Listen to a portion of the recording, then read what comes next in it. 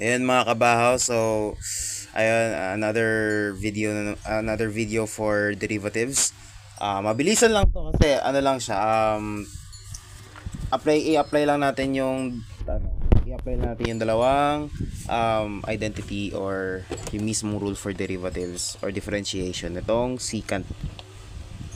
Pag meron kasi tayo pag may nakita tayong secant, ang derivative kasi ng secant x. Okay, secant x is equals lang yan sa secant x tangent x.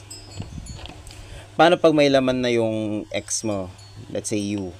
So, secant u, tangent u, times yung derivative ng u mo with respect to x. If given na yung u mo is differentiable or ano siya, na-derivative siya since function siya ganun.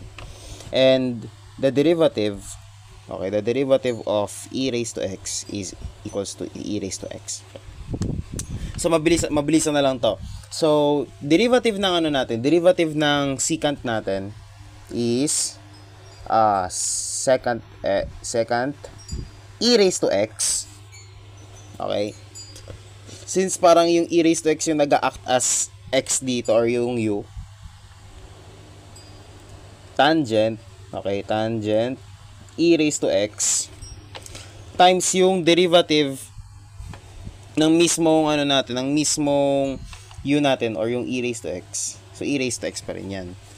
So kung ayusin natin yan, dy over dx is equals to e raised to x times e raised to x secant e raised to x tangent e raised to x.